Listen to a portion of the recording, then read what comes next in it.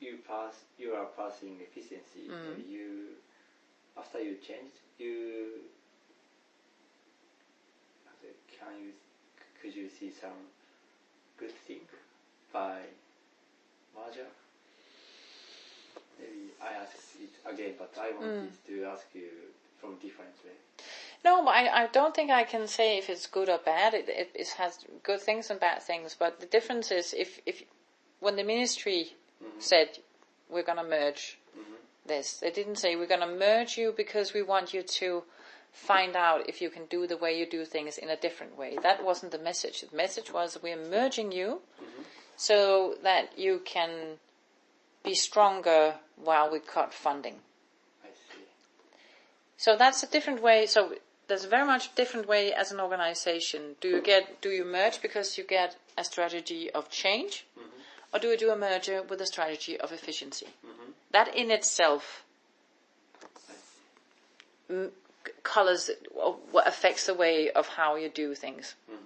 So the way the organization has been made and what we're doing is not that that the quality has gone down. It's not a matter of that, but it's very much.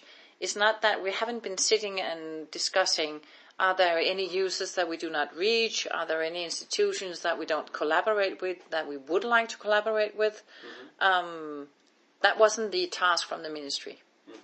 So we're still so of course we get benefits from saying that if we have a bigger organization, maybe we can take in some other tasks because we are bigger and have more hands. But we are being cut down at the same time as we're doing the merger. So at the same time as we're doing the merger, I get less and less money.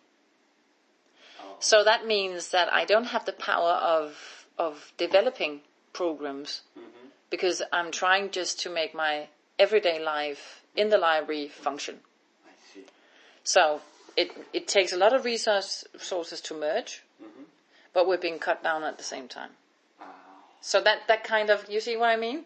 It means so so all I'm thinking about is how can I give the users as much as possible at the same time as they're cutting me back. And that is, for instance, how many hours can I have the special reading room open, and what can how many exhibitions can we have, and so how much of this and how much of that. So the thing is that if they did a merger to say we're going to revolutionize the way we do academic libraries, we're going to do something else with the National Library, we want you to merge it to do this progress. That's not what they said. So that kind of...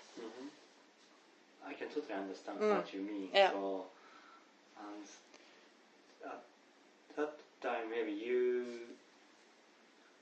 needed to think about core competency.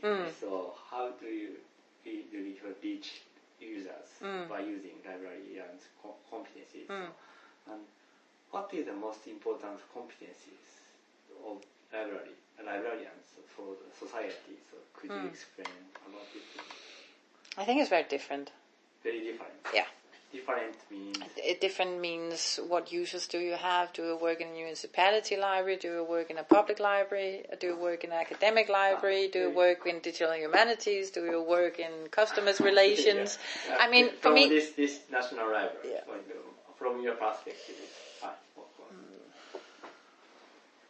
I think it's different competencies. You have competencies as an employee, meaning that for me, you have to be good at working in projects. You need to be good at taking decisions. You need to be good at writing.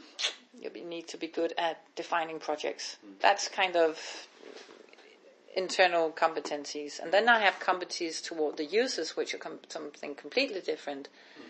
And that's being good at guiding your users, being good at foreseeing what are the user needs, how do we make the best and the most inviting environment for the users, both like digital and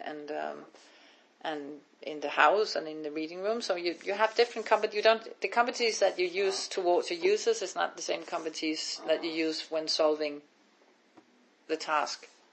I see. So at that time, so if you need to maintain the quality, even the budget was cut, but maybe I'm guessing that you have to think about something had to kind of give up some competencies or some services. No, I think I have to give up some services, but I don't have to give up competencies. Could you explain about Because competencies is something that a person has, Exactly. and service is something that you give as an institution. Mm-hmm.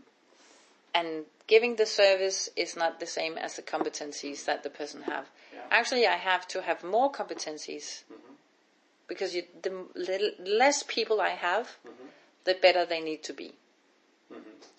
So now I have researchers in music, but they also have to be good project managers. They also have to be good in user communication. They also have to be good at digitization.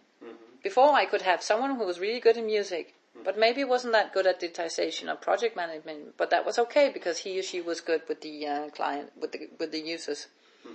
I can't afford to have people like that with only certain skills. What we need now is really, really talented people who are really good at the research area and all the rest. So even they have to have much more broader competencies than just being good at being a musician or just being good at studying medieval literature. They have to be good at everything. So did you have any